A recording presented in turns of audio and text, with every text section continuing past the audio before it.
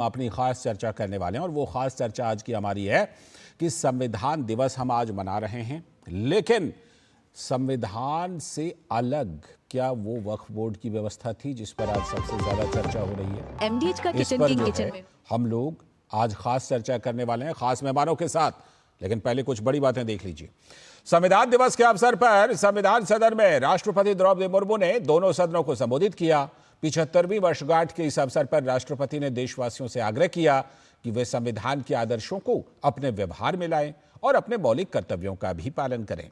भारतीय संविधान एक जीवंत और प्रगतिशील दस्तावेज है, लेकिन संविधान से बाहर इस व्यवस्था में तुष्टीकरण और वोट बैंक साधने की कोशिशें भी होती रही हैं शुरू से ही। तो पिछले दिनों प्रधानमंत्री नरेंद्र मोदी ने कहा था कि भारत के संविधान में वक्फ कानून के लिए कोई जगह ही नहीं है, लेकिन कांग्रेस ने तुष्टीकरण के लिए कानून भी बनाए और सुप्रीम कोर्ट की भी परवाह नहीं की। उसका उदाहरण वक्फ बोर्ड सामने है। संसद के शीतकालीन सत्र में 16 बिल लाए जाने हैं। लंबित विधेयकों में वक्फ बोर्ड संशोधन विधेयक भी है जो सबसे ऊपर है, लेकिन जेपीसी के विपक्षी सदस्य इसमें और ज्यादा चर्चा चाहते हैं, या यूं कहिए कि टालना चाहते हैं। वक्फ संशोधन विधेयक को लेकर जेपीसी ने गुरुवार को आखिरी बैठक कर ली थी और जेपीसी के अध्यक्ष जगदंबिका पाल का तो कहना है कि वक्फ बिल पर जेपीसी की रिपोर्ट तैयार है।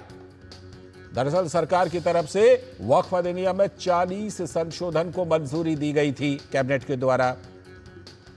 तो संशोधन विधेयक पारित होने के बाद वक्फ बोर्ड को सुनियोजित तरीके से चलाने में मदद मिलेगी, इसीलिए ये संशोधन किए जा रहे हैं।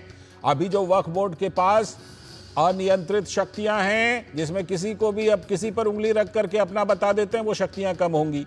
दरअसल साल 2013 में यूपीए सरकार ने, मनमोहन सिंह सरकार ने वक्फ बोर्ड की शक्तियों को बढ़ा दिया था और उसे पावरफुल लोगों की एक बड़ी संपदा सौंप दी थी। वक्फ बोर्ड की मनमानी के खिलाफ आज की तारीख में 90,000 से भी ज्यादा केस वक्फ ट्रिब्यूनल में पेंडिंग हैं। और देखिए, इसमें 2/3 60,000 से ज्यादा तो उसमें आम मुसलमान हैं जिन्होंने केस कर रखे हैं। आम मुस्लिम, गरीब मुस्लिम महिलाएं, शिया और बोहरा समाज के लोग लंबे समय से कानून में बदलाव की मांग करते रहे हैं कि वक्फ बोर्ड के प्रावधानों को, कानून को बदला जाए। इनका कहना है कि आज वक्फ जो है वो भू माफियाओं को संरक्षण दे रहा है। आपने हाल के दिनों में तमाम रिपोर्ट देखी होगी, बिहार से लेकर तमिलनाडु तक, कि किसानों की जमीन पर भी वक्फ बोर्ड वाले नोटिस दे देते हैं। इससे काफी बवाल भी हो रहा है। कर्नाटक में तो किसानों का इतना भारी विरोध हुआ कि मुख्यमंत्री सिद्धारमैया को बैकफुट पर जाना पड़ा और वक्फ बोर्ड के नोटिस के खिलाफ जिला प्रशासन के म्यूटेशन को रोकने का आदेश देने के लिए मजबूर होना पड़ा। वहां तो आज भी किसान आंदोलन कर रहे हैं कर्नाटक में। उसी के बगल में केरल में तो 400 किसान परिवारों का संघर्ष अभी तक भी कम नहीं हुआ है और केरल वक्फ बोर्ड के खिलाफ 1000 से भी ज्यादा चर्चों ने मोर्चा खोल रखा है। तो अब केरल सरकार ने वक्फ बोर्ड के फैसले के खिलाफ जुडिशियल कमीशन का आदेश दिया है। लेकिन कमाल की बात यह है कि केरल असेंबली देखिए, उसने पहले ही सर्वसम्मति से वक्फ संशोधन बिल के विरोध में रेजोल्यूशन पास कर दिया था। तो अब विजयन सरकार वक्फ बोर्ड के इंक्रोचमेंट नोटिस पर कह रही है कि किसानों के साथ अन्याय नहीं होने देंगे। लेकिन जमीयते उलेमा हिंद के अध्यक्ष अरशद मदनी का दावा है कि वक्फ तो इस्लाम का हिस्सा है, लेकिन ये नहीं बताते कि आखिर पूर्व पीएम जवाहरलाल नेहरू को वक्फ एक्ट लाने की जरूरत ही क्यों पड़ी थी। एक आजाद मुल्क, एक सेक्युलर देश, उसमें 1995 और 2013 में वक्फ बोर्ड संशोधन करके यूजर्स क्लॉज को और मजबूत करने की जरूरत क्यों पड़ी थी। सवाल यह भी है कि देश में 30 वक्फ बोर्ड, जिनके पास करीब 9.5 लाख एकड़ जमीन है, उस पर कब्जा जमाए हुए हैं, लेकिन कुल संपत्तियों के राजस्व से कितनी आमदनी? सिर्फ 200 करोड़ रुपए। तो आखिर इतनी बड़ी भू संपदा का इस्तेमाल कर कौन रहा है? मुस्लिम तुष्टीकरण में कुछ पावरफुल लोगों के हाथ यह संपदा सौंप दी गई, जिसमें गरीब मुसलमानों का कोई सरोकार नहीं है। दुनिया के किसी भी मुल्क में ऐसा वक्फ बोर्ड और इतने अधिकार वाले बोर्ड हैं ही नहीं जिसे इतनी असीमित शक्तियां दे दी गई हों। दुनिया में कोई ऐसा एक्ट नहीं है जिसमें सरकार, सिस्टम और न्यायपालिका का हस्तक्षेप नहीं हो अपने वक्फ बोर्ड की तरह।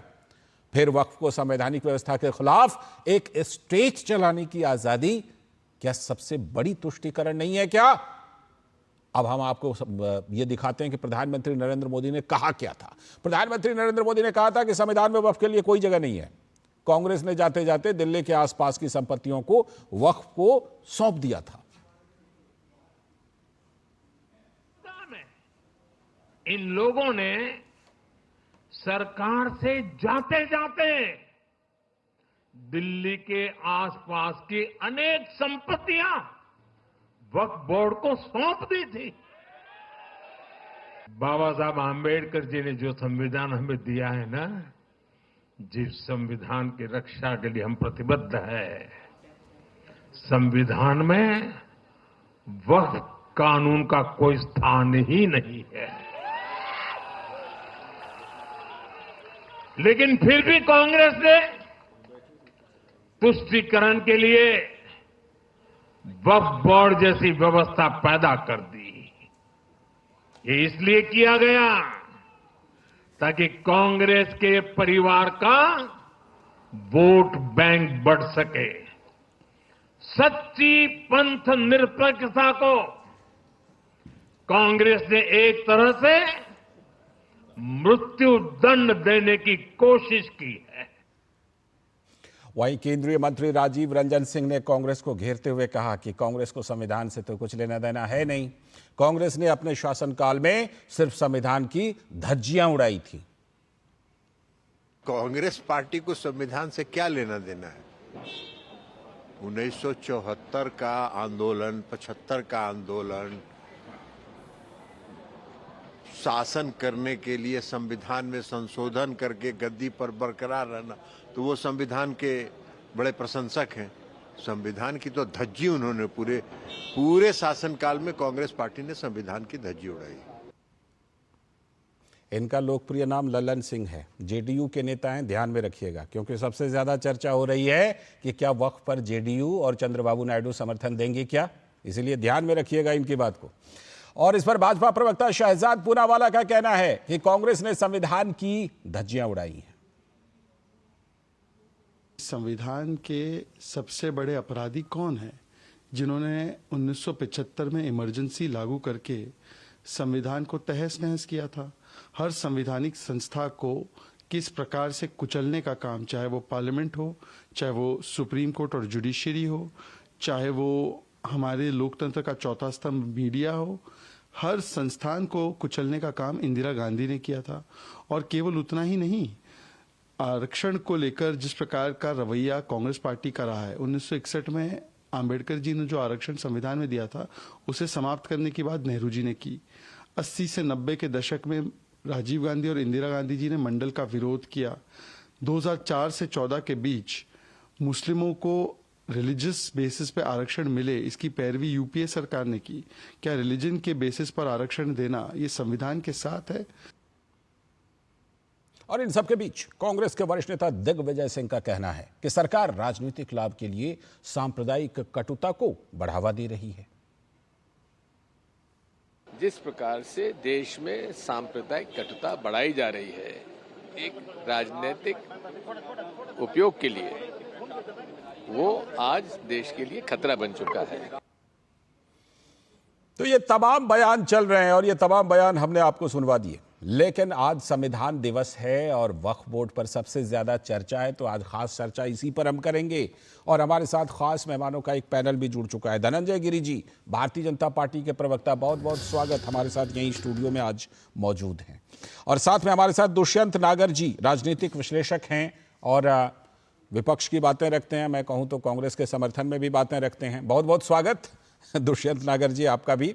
और हमारे साथ यहाँ पर स्टूडियो में हमारे सलाहकार संपादक विनोद मिश्र जी भी मौजूद हैं, जिनके जरिए मैं चर्चा को थोड़ा सा पहले विस्तार देता हूं, फिर अपने खास मेहमानों के पास मैं आऊंगा।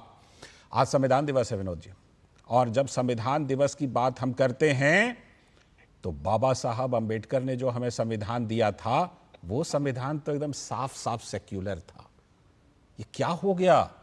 सेक्युलर देश, सेक्युलर संविधान, और उसके बाद उसमें कम्युनल धब्बे लगने क्यों शुरू हो गए, जिसकी आज सबसे ज्यादा चर्चा है विनोद जी। लाल जी, पहले तो सबसे अच्छी खबर आज संविधान दिवस पे ये है कि जम्मू कश्मीर के में आप ये देखिए कि 75 साल बाद वहाँ संविधान दिवस मनाया गया है। बहुत ही सुखद खबर। और संविधान दिवस मनाते हुए कम से कम इस देश में ये बात तो कम से कम लोगों को पता होगा कि जो बात राहुल गांधी आज भी तालकटोरा स्टेडियम में संविधान दिवस मनाते हुए कह रहे थे कि 90% और 10% की बात, तो कम से कम जम्मू कश्मीर में भारत का संविधान अब तक क्यों नहीं लागू हुआ, ये बात तो कम से कम उनसे पूछा जरूर जाना चाहिए। लेकिन जम्मू कश्मीर में आज संविधान दिवस मनाया गया है और लोगों ने बड़ा जोर शोर से संविधान दिवस मनाया है। रही बात, जब आप अपने आज की रिपोर्ट में संविधान दिवस की चर्चा करते हुए कहते हो तो संविधान दिवस भी जानना जरूरी है कि आप ये देखिए कि 2015 में पहली बार ये संविधान दिवस मनाया गया। उससे पहले ये संविधान दिवस के नाम पे कांग्रेस पार्टी का कहना था कि हम 26 जनवरी संविधान दिवस ही होता है।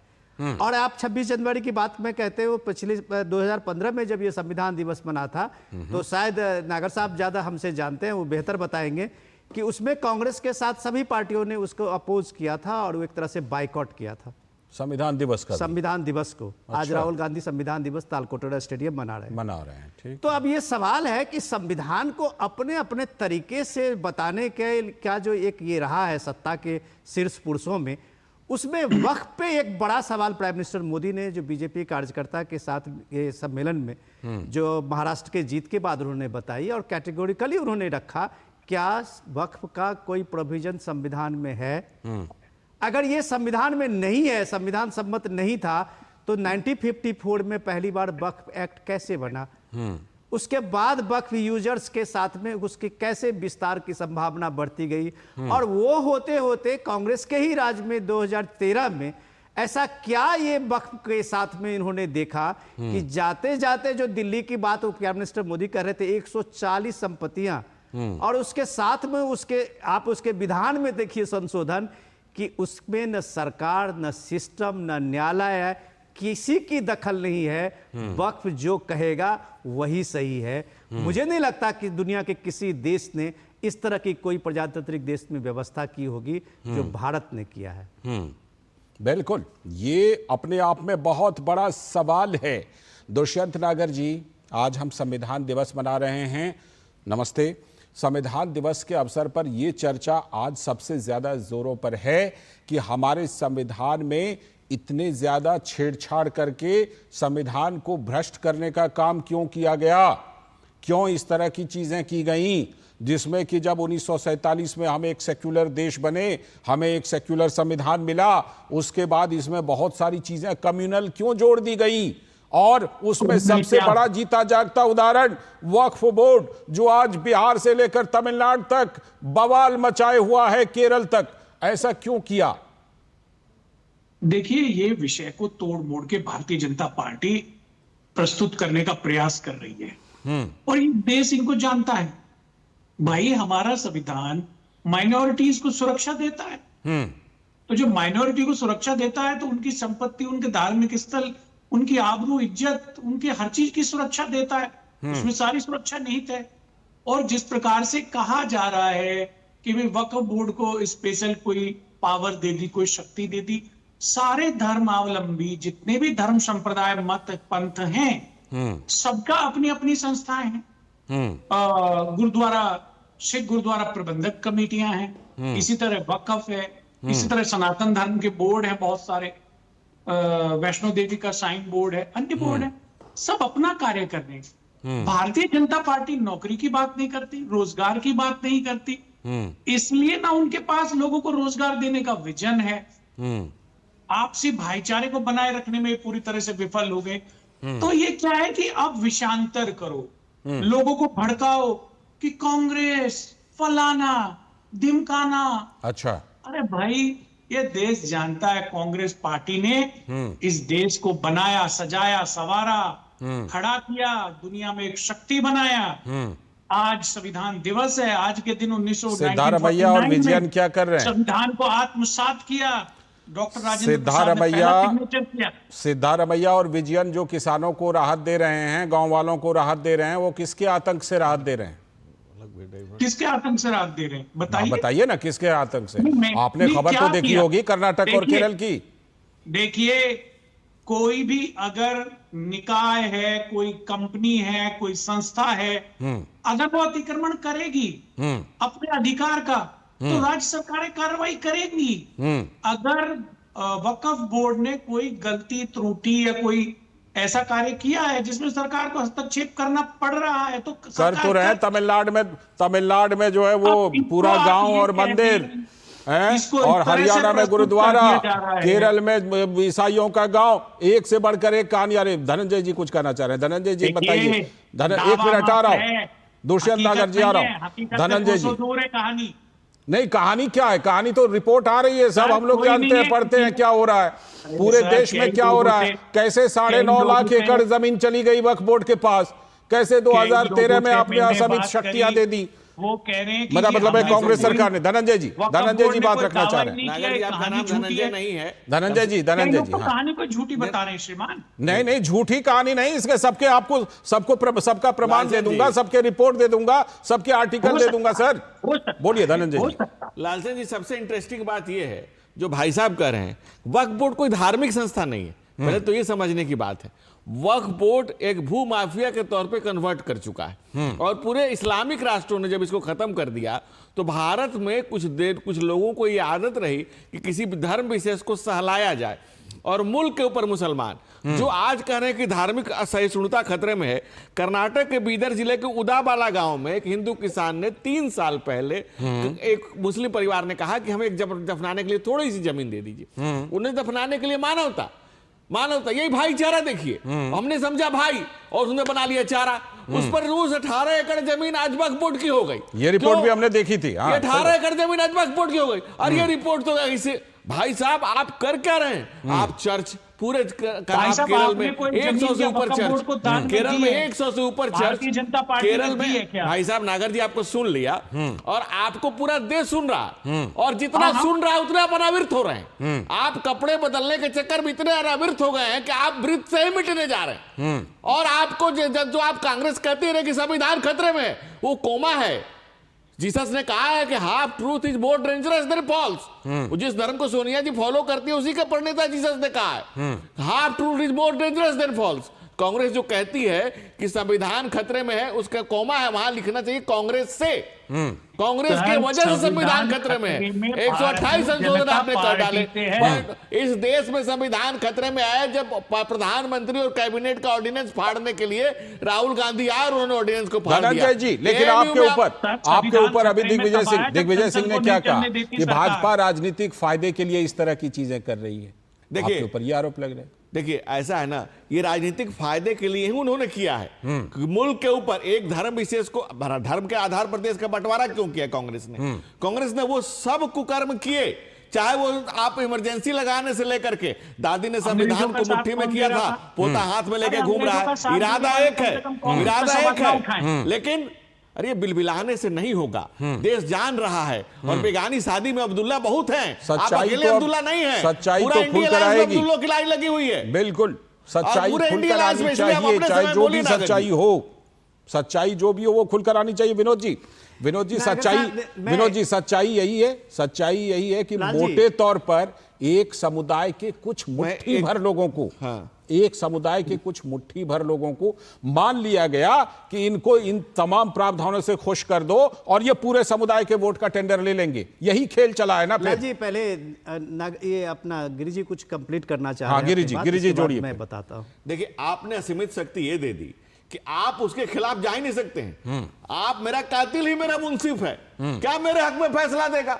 आप कोई जमीन पर झंडा गाड़ दिया वक्फ बोर्ड ने, अब वक्फ बोर्ड के सामने ही जाके आपको कहना है, साबित करना है कि जमीन आपकी है। फिर ट्रिब्यूनल के पास, हाँ वक्फ बोर्ड के पास कोई जरूरत नहीं वक्फ बोर्ड साबित करे। आप जितने जमीनों पर झंडा गाड़ा जा रहे हैं, कर्नाटक में 600 किसानों की जमीनों पर फर्जी दावा किया गया, ये 1.25 लाख एकड़ जमीन उनके पास वहां है, फिर भी 2750 एकड़ जमीन गवर्नमेंट देने जा रही है उनको। मैं कह रहा हूं कर्नाटक में ये नाटक क्यों चल रहा है? क्योंकि कांग्रेस की सह प्राप्त है। ये सरकारी सह से चलने वाले ये लोग हैं जो सहकारी अगर सह नहीं दी जाती। ठीक है विनोद लाल जी, विनोद जी, जो सवाल मैंने किया था कि क्या ये मान के ये खेल चला है कि कुछ लोगों को इस तरह की चीजें दे दो और वो पूरी कम्युनिटी का वोट दिलाने का टेंडर कर लेंगे? लाल जी, पहले मैं नागर साहब को करेक्ट कर दूं।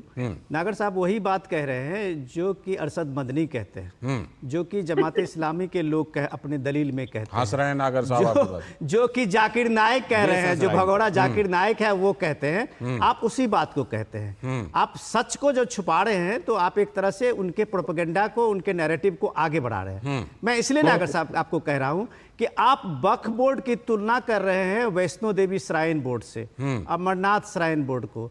ये आप जान के भी लोगों को गुमराह कर रहे हैं कि वो सरकारी संस्था है। अमरनाथ श्राइन बोर्ड जम्मू कश्मीर के सरकार का और वैष्णो देवी सरकार का, माता Vaishno Devi shrine board revenue earn करने में सबसे बड़ा रेवेन्यू का सोर्स, सरकार को टैक्स भी देता है। आप थोड़ा सा करेक्ट कर लीजिए। रेवेन्यू के लिए जो दो मॉडल उस यात्रा का है, जाते हैं हिंदू यात्री, 3 करोड़ से ज्यादा यात्री पहुंच रहे हैं और सबसे ज्यादा पैसा दोनों जगह के सरकार, जम्मू कश्मीर सरकार को जाता है। इसको करेक्ट कर लीजिए। दूसरा, इस देश के 1000 से ज्यादा बड़े मंदिर जो हैं वो सीधे सीधे सरकार के नियंत्रण में है। स्टेट गवर्नमेंट में केरल से लेके आप तमिलनाडु तक चलीजिए, 10 से 20% का जो रेवेन्यू है वो सीधे सरकार के खजाने में जाता है। कर्नाटक सरकार तो अभी बदनाम हुई थी जजिया टैक्स को लेके, जो 2000 मंदिरों पर उसने लगाया था कि रेवेन्यू का चार्ज हमें मिलेगा। वक्फ पे सवाल जो है उसको आप एक ईमानदारी से बताइए कि 9.5 लाख एकड़ जमीन, जो रघुनाथ मिश्रा कमीशन भी इस बात को उठाया था कि इसके संपत्ति, इसके रेवेन्यू का मॉडल क्या है, और इसके रेवेन्यू में अगर ये 200 करोड़ कहते हैं कि एक मोटा मोटी 200 करोड़ का रेवेन्यू आता है, तो उस रेवेन्यू में किस गरीब मुसलमानों का हक है? किस महिला मुसलमान को, उसके बेवा मुसलमानों को उस पैसे से कभी उसके भले के लिए काम किया गया है? तो ये वक्फ, अगर अब मुझे उस शब्द नहीं यूज करना चाहिए, लेकिन ये एक बिल्कुल फ्रॉड है। ये फ्रॉड मैं इसलिए कह रहा हूं कि चाहे वो जमाते उलेमा हिंद के लोग हों, चाहे वो ओवैसी साहब वहां हैदराबाद में हो, अगर सबसे ज्यादा वक्फ की जमीनें किसी ने कब्जा किया है तो इन्हीं लोगों ने किया है। ठीक है। और जब इन्हीं लोगों के कब्जा में वक्फ चलता है तो आप बताइए देश के 9.5 लाख एकड़ जमीन का और उसके राजस्व, उसकी रेवेन्यू ऐसे 4-5 लोगों के मुट्ठी में रख दें, और पूरे स्टेट से बड़ा स्टेट बना हुआ है। बिल्कुल। और कहीं पर भी आप दिखा दीजिए जहां पर वक्फ बोर्ड जो है कोई अस्पताल चला रहा हो, कोई स्कूल चला रहा हो, या कोई इस तरह की चैरिटी का काम कर रहा हो। दुष्यंत नागर जी, मेरा कुछ सवाल है आपसे। आपने कहा संविधान में अल्पसंख्यकों के संरक्षण की व्यवस्था है, बिल्कुल है, लेकिन क्या अल्पसंख्यकों के संरक्षण के लिए ये वक्फ बोर्ड जैसी संस्था बनाना जरूरी है? क्या ऐसा ही, क्या यहां पर बौद्ध, जैन, सिख, ईसाई, पारसी ये अल्पसंख्यक नहीं है क्या? इनके लिए वक्फ बोर्ड जैसा कोई चीज बनाया गया क्या? इनका संरक्षण नहीं हो रहा है क्या इस देश में? देखिए श्रीमान जी, पहली बात तो मैंने किसी धार्मिक संस्था की दूसरी धार्मिक संस्था के साथ में सापेक्ष कोई तुलना नहीं की। कैसे नहीं करेंगे? कैसे नहीं करेंगे? करना पड़ेगा। अगर आप अल्पसंख्यकों के संरक्षण का हवाला देते हैं तो ये सवाल उठेगा। मैं गांधी जिस आदमी ने बोला 1 मिनट, अभी 5 मिनट नहीं हुए, 5 मिनट में पलट ली, आदिवासी उनके 5 मिनट नहीं लगा पलटने में। अपना वीडियो खुद सुन लिया करो भाई। का मुझे शक्ति देता है कि मैं दबे कुचले के साथ खड़ा हूं। मेरे भारतवर्ष की 5000 वर्ष की सभ्यता और संस्कृति इस बात की मुझे प्रेरणा देती है जी कि दबे कुचले वंचित के साथ खड़ा हूं। कैसे? दूसरी बात एमयू में दलितों का आरक्षण खत्म करके, जामिया मिलिया में दलितों का आरक्षण खत्म करके, जम्मू कश्मीर में 70 साल तक जम्मू कश्मीर में आरक्षण नहीं, जवाब दीजिए यहाँ से, जवाब दीजिए कैसे? मिल मिला रहे हो आपने, आपका सच दिखा रहे हैं, आपका सच दिखा रहे हैं, जिससे आप घबरा रहे हैं, आप अपने ही बोले से पलट जा रहे हैं, आपका सच दिखा रहे हैं, आप घबरा रहे हैं, अपने ही बोली हुई बातों से पलट जा रहे हैं। अरे आपने संसद नहीं चलने दी, आपने 150 देखिए, फिर सांसदों टॉपिक को से बदल निलंबित जा रहे हैं। किया। वही मुझे लगता है। आपने संजय सिंह को बलपूर्वक सदन देखिए, से कांग्रेस निकाला। में टोटा आप रटंत इतने आपने बड़े सुना लोग ये होगा। कहाँ की बात आप कर रहे हैं? कहाँ की बात कर रहे हैं? संजय सिंह जेपीसी में भी मेंबर हैं। संजय सिंह जेपीसी में भी मेंबर हैं। उन्होंने रात्रि में संजय सिंह बाहर सोए थे बारिश के मौसम में, कहाँ की बात पार्लियामेंट कर के रहे हैं? ग्राउंड में। इसे देखिए, देश आज दुनिया आप में ये आज आप 1975 के इमरजेंसी पर चर्चा नहीं कर रहे हैं दुष्यंत नागर जी। आज इस पर वक्फ बोर्ड पर चर्चा कर रहे हैं। पे चर्चा कर लीजिए। बहुत 1975 के इमरजेंसी पर किसी और दिन करेंगे चर्चा। आज वक्फ बोर्ड पर के समर्थन में थे। वक्फ बोर्ड पर चर्चा कीजिए। बाद किसने किया विनोद जी? विनोद जी जरा बता दीजिए, क्या किसने कहा था कि सैन्य बलों को सरकार के खिलाफ सड़क पर उतर जाना चाहिए? क्या यह उचित था ये कथन? ये क्या कहा देश आप वक्फ में बोर्ड से सैन्य बल पर चले गए? देखिए, इनकी सच्चाई अभी आप कुछ देर में आप इजराइल फिलिस्तीन विवाद को ले आएंगे क्या चर्चा में? कुछ देर में अर्थव्यवस्था पर चर्चा करेंगे। मुझे लगा इजराइल फिलिस्तीन विवाद ले आएंगे, विदेश नीति पर चर्चा करेंगे क्या? मुझे लगा कि कांग्रेस में एक ही आदमी 55 की उम्र में बचपन की बातें करता है, लेकिन यहाँ पर सारे लोग वही हैं जो 5 मिनट में अपनी ही बातों से पलट जाया करते हैं। अपनी ही बातों का पता नहीं। और पहले आपने तोता रटंत सुना होगा, अब नया चल रहा है कांग्रेस में कुतर्क रटंत। आप कह रहे हैं मैं दलितों, वंचितों, शोषितों के साथ खड़ा हूं। इस देश के दलित, वंचित, शोषित, पीड़ित आपको देखना नहीं चाहते हैं। बाबा साहब डॉक्टर भीमराव अंबेडकर को श्रद्धे आपको आपने चुनाव हराने की सारी कोशिश की, उनके पीए को उनके खिलाफ लड़ाया। नेहरू जी गोंदिया में प्रचार करने गए उनके खिलाफ, आपने संविधान को तार तार किया, 74 में इमरजेंसी लगाई, काका कालेलकर की रिपोर्ट को ठंडे बस्ते में डाला। आपने इस देश के वंचितों के साथ जो न हो सके सो किया। दूसरा, आपने संतुष्टिकरण की जगह तुष्टिकरण की कोशिश की। इसी तुष्टिकरण के नापाक इरादे से आपने पाक को जन्म दिया। ये पाक आप ही के कोख से नापाक इरादे से पैदा हुआ है, कहीं और से पैदा नहीं हुआ है। धर्म के आधार पर आपने देश को बांटा। 15% हिंदू हुआ, 1.5% हो गए। ये आप ही के नापाक पर उस पाक के काली कारनामों का, ये कांग्रेस के षड्यंत्रों का नतीजा है। आपके पास कहने के लिए, बोलने के लिए कोई टॉपिक पर, कोई विषय पर कोई बात नहीं। दोनों के दोनों वक्फ बोर्ड पर चले आइए वापस। वक्फ बोर्ड पर आज हम चर्चा कर रहे हैं और विनोद जी वापस ला रहे हैं आप लोगों को वक्फ बोर्ड पर। बिल्कुल आइए। नागर साहब, मैं आपकी मजबूरी समझ रहा हूं। आपको आपकी मजबूरी मैं समझ रहा हूँ। देखिए, आपकी मजबूरी मैं समझ रहा हूँ, आप इधर उधर मत भागिए। आपकी मजबूरी मैं इसलिए समझ रहा हूँ कि वक्त पे बोलने के लिए आज कांग्रेस पार्टी के पास कुछ नहीं। सही बात है। और इसलिए मैं कह रहा हूँ, मैं ये दावे के साथ कह रहा हूँ आज, मैं इसलिए कह रहा हूँ दावे के साथ, मैं इसलिए कह रहा हूँ कि आप ये देखिए कि आपसे वो बड़ा स्टैंड जो दूसरे रीजनल पार्टी है वो ले लिया है। अब सवाल है कि इस वोट बैंक पे किसका कब्जा है। आप एक मिनट सुन तो लीजिए। इस वोट बैंक पर किसका कब्जा है ये दिखाने के लिए आज आपके सामने सपा सबसे बड़ा चैलेंज है। आप देखिए, आप वायनाड में चुनाव, एक मिनट आप समझने की कोशिश कीजिए। ये जो ओरिजिनल संविधान था ये सेक्युलर था। समझने की कोशिश इसमें बहुत सारे कम्युनल चीजें जोड़ दिए, कम्युनल कानून जोड़ दिया, कम्युनल प्रावधान करके उसको भ्रष्ट कर दिया। इलाल जी, मैं एक मिनट उनको बता रहा हूं कि नागर साहब कृपया करके थोड़ी सी जानकारी लोगों के सामने में आने दीजिए। आज क्या दिक्कत है केरल में, जो कांग्रेस पार्टी वहां क्रिश्चियन मिशनरी जो 1000 से ज्यादा चर्चेज वहां पे खिलाफ में सड़क पे हैं, आंदोलन कर रहे हैं। प्रियंका गांधी इतना बड़ा कैंपेनिंग वायनाड में की एक शब्द नहीं बोली। 6 लाख से आप समझने की कोशिश कीजिए। मैं ये कह रहा हूं, आज केरल में सीपीएम सरकार की इतनी क्या मजबूरी हो गई कि वो सीधे सीधे इस बात को लेके, आप देखिए तो पूरे के पूरे प्रियंका गांधी के पार्टी को किया गया, जमाते इस्लामी का स्पॉन्सर्ड ये वायनाड का ये पूरा कैंपेन है, वहां के मुख्यमंत्री ने बोला, स्पॉन्सर्ड कैंपेन है, वहां के मुख्यमंत्री ने बोला है। सही बात। आप ये देखिए, ये वोट बैंक की लड़ाई में आप लोगों ने जिस तरह से एक समुदाय को बनाया था, आज उस समुदाय में ये बात समझ में आ गई है कि आपने सिर्फ एक्सप्लॉयटेशन, ये पॉलिटिकल एक्सप्लॉयटेशन है। इसमें वक्त में फायदा जिनको मिलना है, जिन परिवारों को मिलना है, वो भी लोग देख रहे हैं कि लखनऊ में जो संपत्तियां हैं वो किसके फायदे के लिए है। बिल्कुल। हैदराबाद में जो संपत्तियां हैं वो किसके फायदे में है। कौन इसका इस्तेमाल कर रहा है। सही बात। का जो सो कॉल्ड कब्जा है उस पे कौन लोग हैं, हैदराबाद गरीब लोगों को क्या फायदा मिल रहा है, ये मुझे बता दीजिए। हैदराबाद से तो ये भी रिपोर्ट है, यही संशोधन है। और वक्फ बोर्ड के लिए कोई वक्फ बोर्ड को खत्म करने की योजना नहीं है। ठीक है, सिर्फ उसमें संशोधन होना है कि संशोधन की प्रक्रिया में उसकी कामकाज में पारदर्शिता आए और बेहतर कामकाज हो सारे वक्फ बोर्ड का। ये वक्फ संशोधन है। बिल्कुल, दो लोगों को गुमराह कर रहे हैं। मैं जोड़ देता हूं। हैदराबाद में किराए पर दुकान चढ़ाए हुए हैं एक बड़े नेता, आप सब जानते हैं उस नेता का नाम। वो वक्फ बोर्ड की संपत्ति का कैसा इस्तेमाल कर रहे हैं।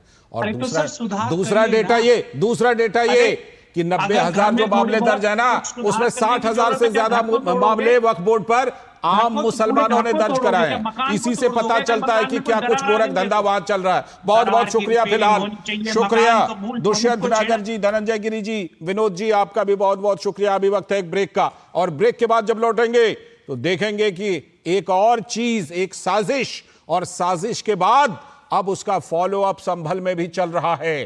तो संभल मामले पर खुलासा करेंगे कि क्या कुछ सामने आया है और किस तरह से वहां राजनीतिक पर्यटन की एक बार फिर से कोशिश की जा रही है क्या। अभी वक्त एक छोटे से ब्रेक का। MDH का किचन किंग किचन